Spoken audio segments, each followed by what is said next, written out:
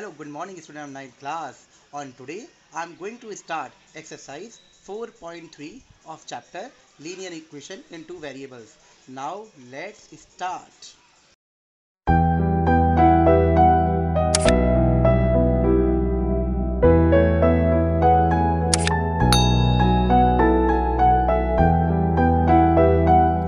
Good morning, students. On today, I am going to discuss exercise 4.3 part number 2 from question number 4 onwards. Now, let's start.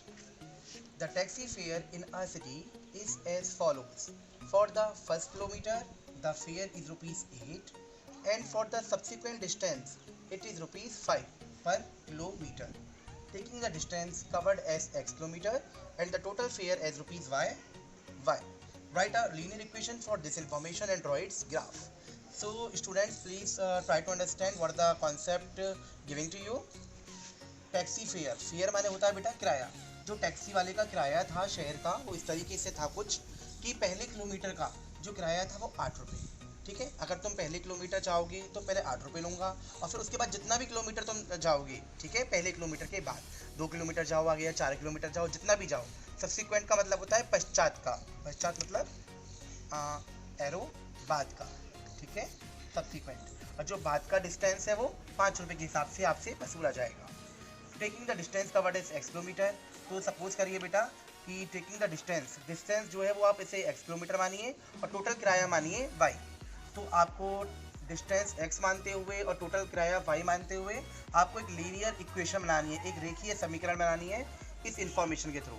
और फिर इस information को जब आपकी linear equation set हो जाए then you have to plot on the graph. Okay, now let's start solution. तो बेटा टैक्सी फेयर ने cities follows for the first kilometre का फेयर था 8 rupees. Okay, for first kilometre कितने रुपीज़ था बेटा? 8। Okay, subsequent distance and for the subsequent distance, और फिर सब्सिक्वेंट डिस्टेंस का किराया था 5 रुपये पर किलोमीटर के हिसाब से, 5 रुपीज़ पर किलोमीटर जितना भी तुम जाते हो। Okay, fair for first kilometre rupees 8 और फॉर सब्सिक्वेंट डिस्टेंस का था कितना? रुपीज़ 5।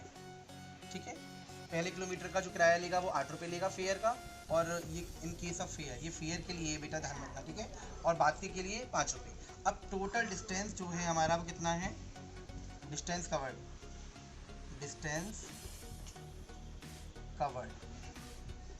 टोटल डिस्टेंस लिख दे रहे हैं। टोटल डिस्टेंस हमारा कितना है? x किलोमीटर का, और टोटल फेयर कितना है हमारा? Rupees y। अब हमें बनानी है इसकी इक्वेशन अकॉर्डिंग टू क्वेश्चन।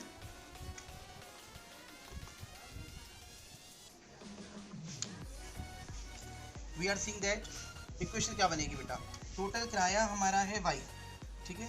अब जो टोटल किराया हमारा y है तो वो कैसे वसूला जाएगा? तो टोटल किराया y है, पहले तो उसने बेटा जो भी ट्रैवलर था उसने 1 किलोमीटर तो दूरी तय कर ली, 8 kilometre. Okay, then plus you have to put the sign of plus here. क्यों? क्योंकि 1 किलोमीटर तय कर ली है और बाकी का जितना भी किलोमीटर है वो 5 रुपये के हिसाब से वसूला जाएगा, 5 रुपये के हिसाब से।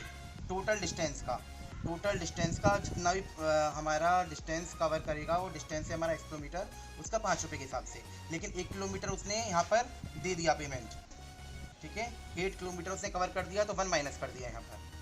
क्लियर हो गया ना? दोबारा समझ लीजिए, जो किराया है, जो किराया हम देंगे, किराया को हमने y माना, ओके, और पहले किलोमीटर, जो पहला किलोमीटर है उसने वो सफ़र कर लिया, ठीक है, कितने रुपए दे करके? 8 रुपये दे करके। ओके, फिर वो देगा 5 रुपये के हिसाब से, 5 रुपये के हिसाब से देगा वो वाला पोर्शन जो वो आगे सब्सिक्वेंट, ये है मेरा सब्सिक्वेंट। ओके, तो 5 रुपये के हिसाब से वो देगा जो कि वो जितना अब आगे दूरी तय करेगा। तो बेटा टोटल डिस्टेंस x से 1 किलोमीटर माइनस कर दिया क्योंकि वो 8 रुपये का जो दे चुका, 1 किलोमीटर वो पहले हो चुका, उसका दूरी सफ़र हो चुकी, ठीक है। अब बात की जो होगी वो 5 रुपये के हिसाब से होगी। क्लियर? तो ये मेरा आ गया y is equal to 8 plus 5 into X 5x minus 5 × 5, y is equal to कितना हुआ मेरा? ये हो गया 8 में से 5 गया 3, 5x प्लस का 3, ये मेरी इक्वेशन हो गई। ओके, तो अब मुझे इसे वैल्यू पुट करनी है इसकी यहाँ पर एक्स और वाई, ठीक है। अगर मैंने एक्स की जगह पर 0 पुट करा तो ये कितना हो गया, एक्स की जगह 0 पुट करती वाई की वैल्यू 3 आ गई, है ना। 5 0 0 3 आ गई। 1 पुट करूँगा इसकी जगह पर तो कितनी आएगी वैल्यू, 8। अंडरस्टूड। तो 2 से ही मैं इसको ग्राफ बन जाएगा, बन तो 2 से भी जाएगा, तो फिलहाल मैं से 2 से ही ग्राफ बना रहा हूँ यहाँ पर। There is no issue at all here. तो रखना चाहो तो आप 3 भी रख सकते हो, लेकिन मैं यहाँ पर 2 भी आपके लिए बेनिफिशियल है। ग्राफ तो हमारा बन ही जाएगा इस केस से। तो बेटा आप यहाँ पर वैल्यू रख देना इन केस ऑफ, अगर हमने ये तो आप बना ही लोगे, ठीक है। आप यहाँ पर लिखना चाहो तो अपनी कंफर्टेबल लिख सकते हो कि पुट एक्स की प्लेस पर 0। अगर हमने इस पर एक्स की प्लेस पर 0 लगाया तो y is equal to 5 into 0 plus 3, then y की वैल्यू कितनी आ गई, 3, ठीक है। अगर हमने 0 पुट करा तो y की वैल्यू 3 आ गई। देन अब हमने पुट करा क्या, 1, तो कितनी आ गई, y is equal to 5 multiply 1 plus 3, यानी कि y इज इक्वल टू 5 × 5 और प्लस 3 8। अंडरस्टूड, मतलब वैल्यू वही आ जानी है। तो बेटा s की वैल्यू 0 है और y की वैल्यू 3। तो देखिए जरा s की वैल्यू 0, s की वैल्यू 0 ये रही हमारी, इधर ही मानी जाएगी, और y की वैल्यू 3। तो मेरी प्लॉटिंग कहाँ हो गई बेटा, इधर। कैसे लिख करके, s की वैल्यू 0 और y की वैल्यू 3। आफ्टर दैट s की वैल्यू 1 और y की वैल्यू 8, x की वैल्यू 1 और y की वैल्यू 8। ओके, ये मेरी आ रही है इधर की साइड, x की वैल्यू 1 और y की वैल्यू 8। अंडरस्टूड। तो बेटा आपको इसे ग्राफ पर लोकेट करना है। Okay, after that stretching line here, जैसी भी आपकी लाइन बैठ रही है, जस्ट ए मिनट। तो बेटा s की वैल्यू 0 3 यहाँ हो गया, और 1 और 8 मेरा यहाँ पर आ गया, ठीक है।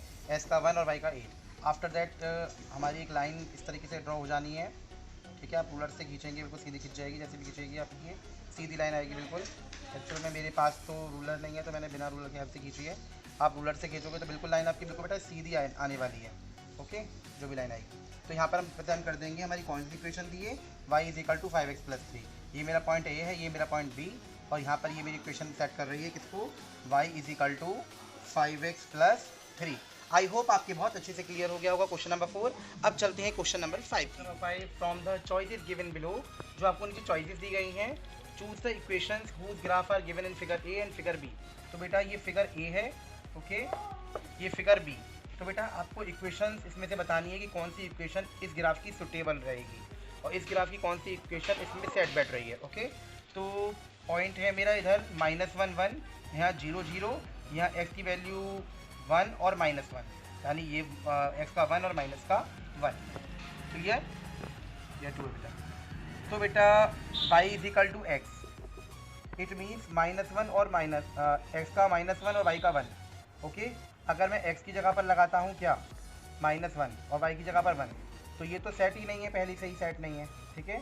अब लगाता हूँ मैं इसी की जगह पर क्या, 0 0 0 और 0, तो वो तो y is equal to x में 0 इज इक्वल टू 0 ये इक्वल है। लेकिन जब एक में ही नहीं हो रही तो फिर करने से कोई लॉजिकली कोई फ़ायदा भी नहीं है, ठीक है। तीसरा और पार्ट देखते हैं, y is equal to x, y की प्लेस पर x की प्लेस पर 1 और y की प्लेस पर है -1। ओके, x की प्लेस पर 1, y की प्लेस पर -1, तो ये भी सेट नहीं है। इसका मतलब ये वाली इक्वेशन हमारी इस ग्राफ के लिए सुटेबल नहीं है। सेकेंड इक्वेशन के लिए देखते हैं, x plus y is equal to 0। Okay, I am going to rub this part. Second है मेरी x plus y is equal to 0। It means अगर मैं -1 लगाता हूँ x की जगह पर और y की जगह लगाता हूँ +1, तो ये तो 0 आ गई, इसका मतलब पहली तो सेट हो गई। दूसरे में x plus y is equal to 0, इस बार जो मेरी कोऑर्डिनेट है 0 0 है, 0 + 0 करता हूँ तो ये भी 0 हो गई। केस 1 भी मेरा सेट हो गया, और केस 2 भी। केस 3 में मेरा फिर आता है x plus y is equal to 0, यानी बेटा इस बार मैं लगाता हूँ x की जगह पर 1 और y की जगह पर -1। ओके, तो भी मेरी 0 आ गई। तो इसका मतलब यही इक्वेशन इसके लिए सुटेबल रहेगी। ओके, और ये भी नहीं रहेगी और ये भी नहीं रहेगी, ठीक है। आप करके देख सकते हैं, जैसे कि y is equal to 2x, y की जगह लगाया हमने -1 और सॉरी y की जगह लगाया हमने +1, तो कि ये y है, और 2 x की जगह लगाया मैंने -1, तो फिर वही आ गया -2। इट मीन्स ये नहीं रहेंगी आगे की जो है, ठीक है। तो यही हमारी इस क्वेश्चन की सुटेबल इक्वेशन है। ओके, तो बेटा ये मेरा पार्ट नंबर 1 इसका फॉर फिगर का यहाँ पर कंप्लीट हो गया। ऐसे ही आपको सेम ये देखनी है कि कौन सी इक्वेशन इन कोऑर्डिनेट पॉइंट को लाई करती हैं, यानी कि ये कोऑर्डिनेट पॉइंट जो हैं तो किस इक्वेशन में सेट बैठते हैं। ओके, जीरो आता है या नहीं आता, या बैलेंस होती है या नहीं होती। ओके, जैसे कि y is equal to x plus 2 है तो आप x की जगह -1 लगाएंगे और y की जगह 3 लगाएंगे। ठीक है, फिर देखेंगे कि वो बैलेंस हो रही है या नहीं हो रही। तो बेटा this part you have to do at home. चलते हैं question number 6। If the work done by a body on application of a constant force is directly proportional to the distance traveled by the body. Express this in the form of an equation in two variables and draw the graph of the same by taking the constant force as 5 units.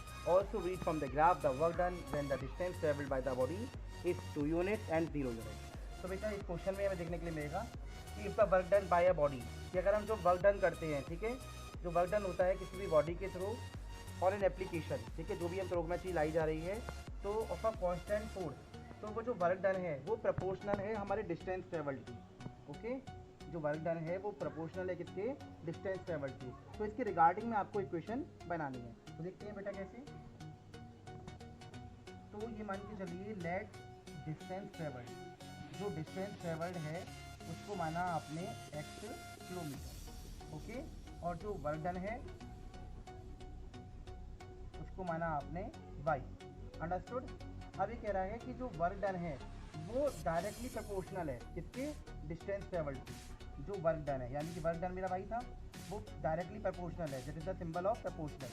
Work done जो है वो directly proportional है किसके, work done by body on application of a constant force is directly proportional to distance travelled.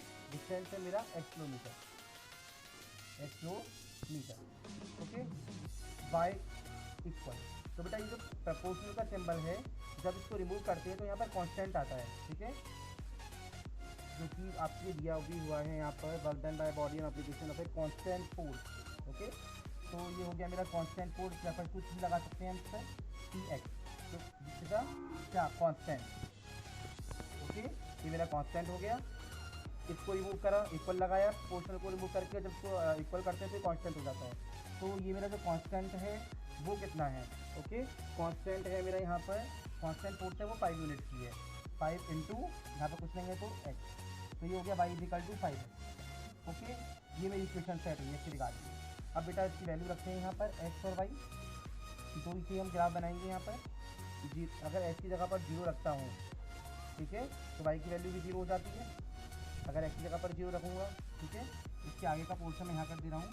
तो अगर y is equal to 5 है, x की जगह पर मैंने रखा, खुद x की जगह पर रखा 0, तो कितना हो गया माय डियर 0। ओके, अगर रखा मैंने पुट x की जगह पर 1, ओके, तो we are putting here in the place of x equal to 1, then after that we can easily get the value 5। तो जब मैं x की जगह पर 1 रखता हूँ तो y की वैल्यू मेरी 5 आ जाती है। ओके, अब मुझे यहाँ पर बनाना है इसका ग्राफ। 0 1 2 3 4 5 -1 -2 -3 -4 -5। बेटा जो आप ग्राफ बना रहे हो ना इससे पिछले क्वेश्चन में, इसमें तो ये ध्यान रखना, उसमें यूनिट जरूर मान लेना। 1 यूनिट जो है 1 सेंटीमीटर के बराबर है। ओके, अब यहाँ पर हमारे y आ गया, this is x plus, this is x minus, then y plus 1 2 3 4 5, then -1 -2 -3 -4 and -5, then y minus and y plus. Understood? After that we are to get x की 0 y की 0, तो वो तो बेटा यहीं आ जानी है, x की 0 y की 0, x की 1 y की 5, x की 1 y की 5, x की 1 y की 5, x की 1 y की 5। अब मैं क्वेश्चन आगे और एक्सटेंड कर रहा है। ये कह रहा है from the graph the work done when the distance travelled by the body is 2 unit. अगर हमारा डिस्टेंस 2 यूनिट हो तो वर्क डन कितना होगा, ठीक है। अगर डिस्टेंस मेरा यहाँ पर 2 यूनिट हो, आफ्टर दैट अगर मान के चलिए y इक्वल टू जो 5x है, अगर उसमें जो डिस्टेंस है, डिस्टेंस मेरा x था, अगर डिस्टेंस मेरा 2 यूनिट का हो, यहाँ पर 2, तो y मेरी कितनी आ जाती है 10। समझ में आ गया, यानी जब मैं x की जगह पर 2 करूँगा तो y की वैल्यू 10 आएगी, x की जगह पर जब मैं 2 करूँगा तो y की वैल्यू क्या आएगी 10। इसका मतलब ये आगे और एक्सटेंड होगा ऊपर। समझ में आ गया?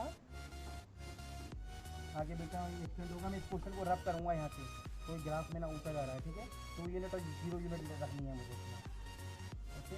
ये मेरा आगे एक्सटेंड है 6 7 8 9 10, ओके। वाई प्लस, तो इसका मतलब ये हुआ जब मैंने x की जगह पर 2 रखा तो y की वैल्यू 10 आ गई, x की जगह पर 2 रखा तो y की वैल्यू 10, अंडरस्टूड। जब मैं x की जगह पर 2 रखता हूँ तो y की वैल्यू 10 आती है, और जब मैं x की जगह पर 0 रखता हूँ, ठीक है, 0 स्पेस x की जगह पर 0 रखता हूँ, तो बेटा रख सकते हो ना x की जगह पर 0। अगर x की जगह पर 0 रखते हो y = 5x में, तो y की वैल्यू भी 0 आ जाती है, ओके। अगर x की वैल्यू 0 रखते हो तो y की वैल्यू भी 0 आ जाती है, वो आप यहाँ पर देख चुके हो। अब आप प्लीज़ आपको एक काम करना है, क्या कि इस तरीके से लाइन जाएगी वो आप इसमें खींच देना, ठीक है। सीधी लाइन जाएगी तो हो सकता है मेरी कर्व हो गई है बोर्ड पर, बिल्कुल सीधी लाइन जाएगी ये, ओके, ग्राफ पर, ओके बेटा। और after that you have to put the equation this one, y = 5x, y = 5x, ये क्वेश्चन भी शो कर रही है y = 5। तो आई होप आपकी बहुत अच्छे से क्लियर हो गया होगा, सारे पॉइंट्स यहाँ पर डिस्कस हो गए हैं, ठीक है। मैं यहाँ पर इसे a मान ले रहा हूँ, इसको b, यानी कि 0 0 वाले को इसको मैं a मान ले रहा हूँ, इस वाले पॉइंट को b मान ले रहा हूँ, और जो मैंने वैल्यू रखी थी ना अभी, क्या इधर, फिर जब 2 रखोगे तो y की वैल्यू कितनी आएगी, तो इसको मैं c मान ले रहा हूँ, ओके, इसको c मान ले रहा हूँ। देन अगली वैल्यू जो है मेरी 0, फिर दोबारा से 0 यही रिप्रेजेंट हुई है, तो यही मेरी d में इन्वॉल्व हो गई, ओके। आई होप आपके बहुत अच्छे से क्लियर हो गया होगा। आज के लिए मेरा क्वेश्चन नंबर 6 तक था, ओके। कल हम 5 डेट को पढ़ेंगे, क्वेश्चन नंबर 7 और क्वेश्चन नंबर 8। आई होप आपके क्वेश्चन नंबर 6 तक बहुत सब कुछ क्लियर होगा। तो प्लीज़ मेरे चैनल को लाइक करिएगा, सब्सक्राइब करिएगा। Bye bye.